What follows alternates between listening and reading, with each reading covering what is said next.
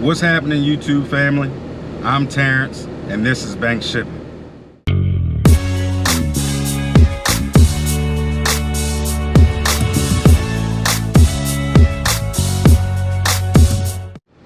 Okay, YouTube family, it is Monday. I hope everybody had a good weekend. It is the week of Christmas. That's what I'm talking about. Ready for this holiday. Because of Christmas, we got a short week. Christmas Eve Thursday and Christmas Friday.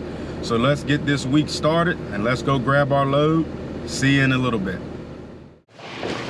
So we made it to our customer. Little backup. They had some issues over the week, last week with the snow and everything. So they're running a little behind. So my product isn't ran yet, but my partner is here getting loaded. Virginia Hotshot up here, got a nice non-CDL setup, so y'all make sure y'all go follow him. My man got the red on red, got the Diamond C. So he's all strapped down, getting tarped, headed to North Carolina.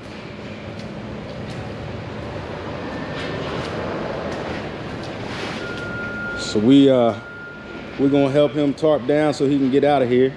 I'll be back with y'all. So we got our partner loaded and out of here.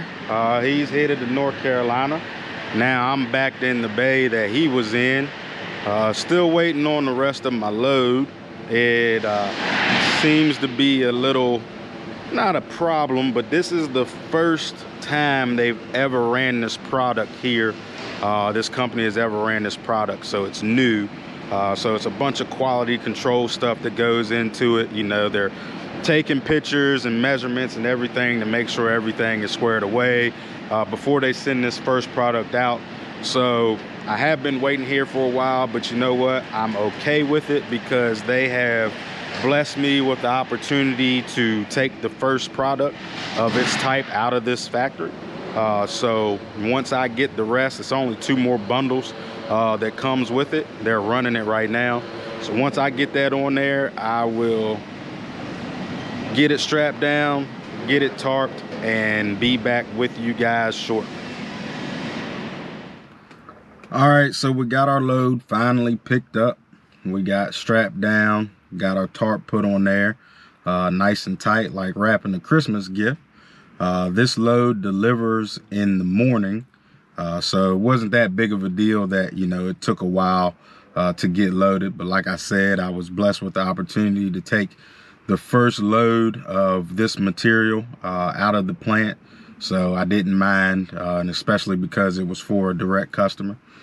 But back at the yard, and I got a couple extra minutes, and I wanted to talk about freight brokers. A lot of people love them, a lot of people hate them, and that's exactly what it is. You know, it could be a love-hate relationship with freight brokers. They're not all bad guys, but then again, you got, you know, freight brokers out there that try to gouge the rates and have truckers running for pennies, while some of them may be sitting behind a desk with their feet kicked up, and all they got in it is a computer, you know, and they try to take most of your rate when you got all the equipment and all the costs. But one thing you have to remember about freight brokers, at least what I like to remember and what I tell other people, is you got to know your worth. You got to know what your equipment is worth, what your time is worth, because then when you know your worth, then you can set a price on your worth. You know, if I talk to a freight broker, you know, I do have direct customers, but I also work with a couple freight brokers as well. And when I do talk to them, especially if it's a new freight broker, you know, I don't really give a lot of leeway. There's a couple reasons for doing that. Is because the first reason is I know my worth. I know what my time is worth. I know how much money I have in my equipment and how much money I have in insurance for my operating costs. So I know what the bottom dollar is that I can run for. Another thing I do when negotiating with freight brokers is I don't want to mess it up for the next guy.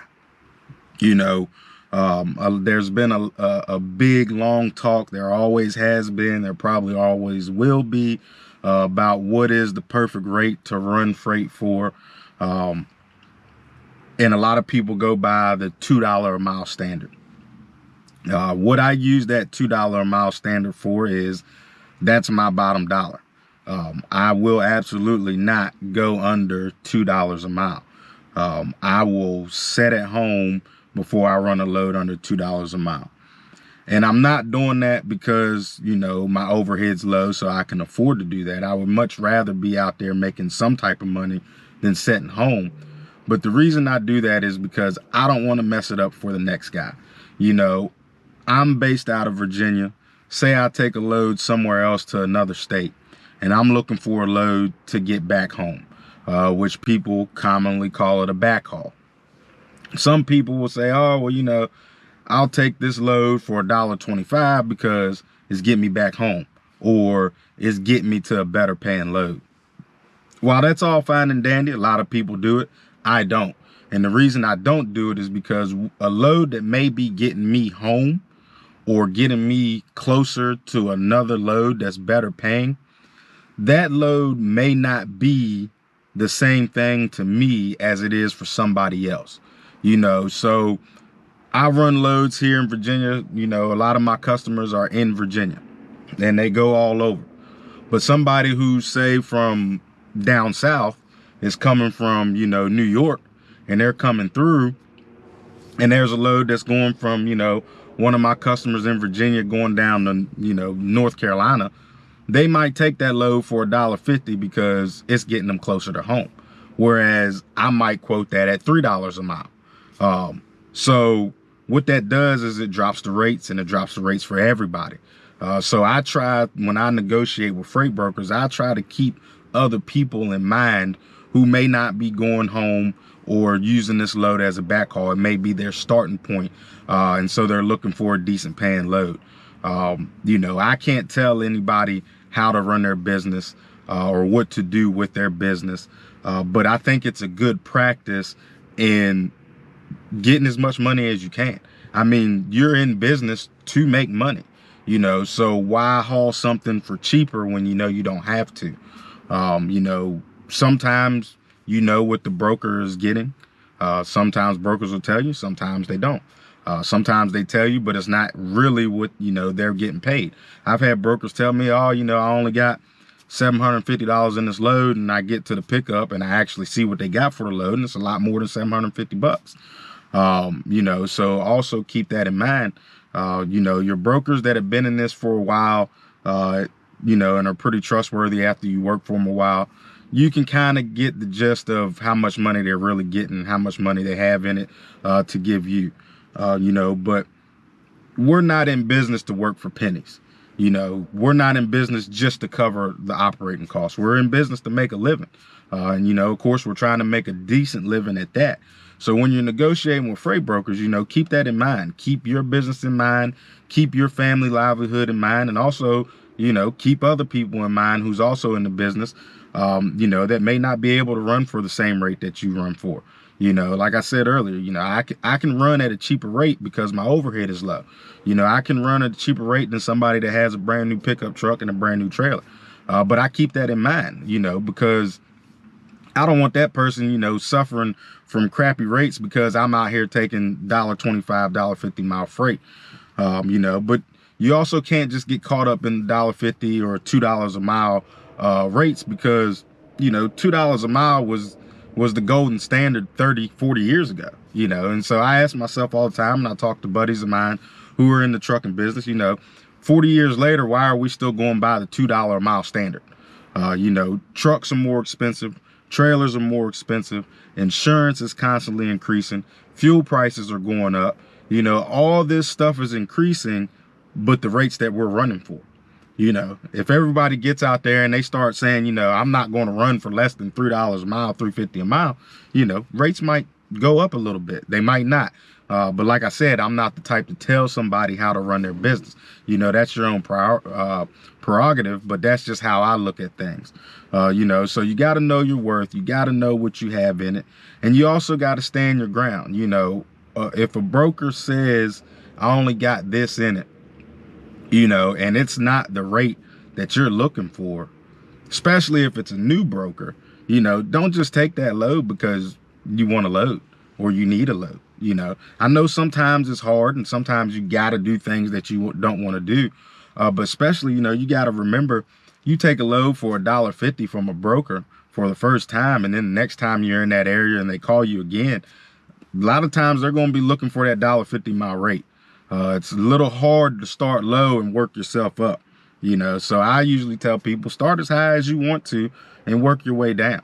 It's a lot better business practice, you know, to jump high, you know, and then come in a little lower if need be. But you know, if you start low, it's kind of hard to work your way high when you've already started low. You know, somebody's gonna say, well, you ran this load for me last week for $1.50. I mean, I'm sure anybody who's in the business has heard that before. When you're talking with freight brokers, you know, they'll tell you, well, I had a guy run this for $1.75 last week. Well, you know what I tell them? Well, if you still got that guy's number, call him back and get him to run it, because I'm not going to run it for $1.75. I'm not that person. So I know my worth, so I'm gonna run it for more. Either you can pay me that, or we can leave it as it is and I'll find another load. You know, so you got to hold your ground with these brokers, because if they know they can get you in the sweet spot, right where they want you, that's where they're going to keep you, you know. And every time they call you or every time you call them, they're going to expect that same rate, because that's what you took before, you know. So remember those couple things when you're working with brokers. And like I said, you know, not everybody's the same. Not everybody's going to do what I do, and I'm not going to do what everybody else does. But, you know, you got to think when you're working with these freight brokers, you know, about yourself and your business and other people as well, because we're all in this together. You know, I look at trucking. I come from, you know, old school truckers. I look at trucking like a family, you know, a brotherhood, you know, always wanting to take care of each other, you know, and looking out for others. You know, that goes from seeing somebody on the side of the road and asking them on the CB if they're okay, you know, to helping somebody back into a building or helping somebody tarp. You know, it's a brotherhood out here, and we should always want to look out for each other. You know, and negotiating with freight brokers is just another thing that you should want to keep that brotherhood in mind. You know, there are a lot of things that come into play with those freight brokers, and those are just some of the things that I see that I think people need to keep in mind when they're working with them.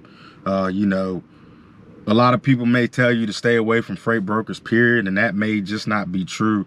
Yes, it is nice to have some direct customers, but you can make decent money off freight brokers if you know how to negotiate.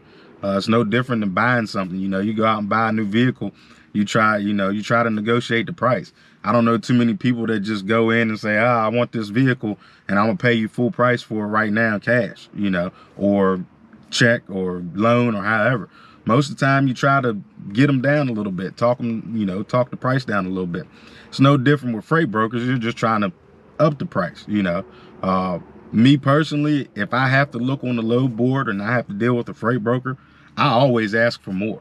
You know, it could be a load paying $4 a mile, and I'll ask them, you know, hey, can I get an extra 50, $100 on the rate?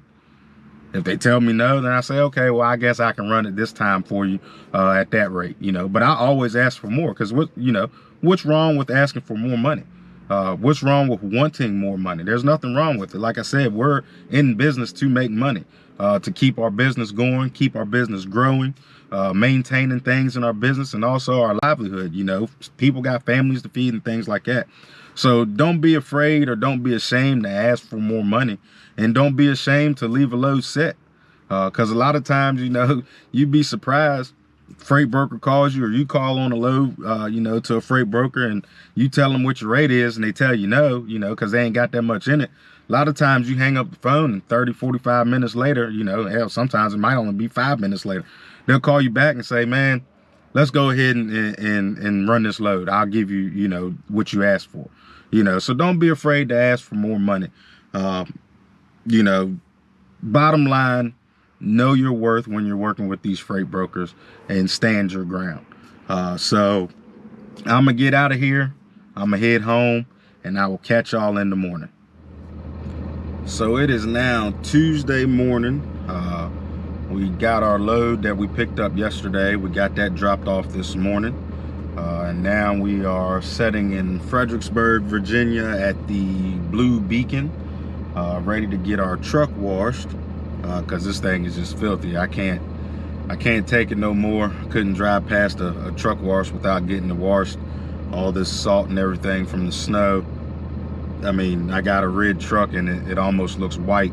There's so much salt and brine and stuff on the road, so couldn't take it no longer. Figured I got a little bit of time, so I'll stop and get that washed. So you know, just to recap on some of the things that I talked about earlier, you know, as far as dealing with freight brokers, you know, one of the main things, you know your worth. You know, you guys got to know what you can run for, and everybody's different. Everybody knows, or should know, you know, what their operating cost and what their time costs and everything like that to negotiate a rate.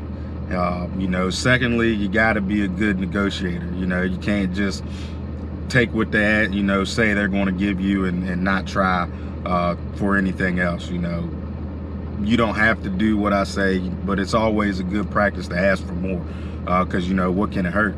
They might say yes and they might say no. You know, so when you're dealing with freight brokers, I'm sorry, can't talk this morning. You know, also remember, keep the industry in mind. You know, keep the industry rates and your brothers and sisters that's out here in the trucking industry trying to make a living as well. You know, keep them in mind. You know, that's one of the things I do. And you know, like I said, this isn't something that everybody that watches this video has to do. You know, I'm not telling you all that you gotta live by these standards. This is just something that I've seen over the years and things that I've grown to know and come up with over the years, you know, and I thought I'd pass it along to you guys. You know, I've said it before, I'm not the type, you know, to tell somebody else how to run their business.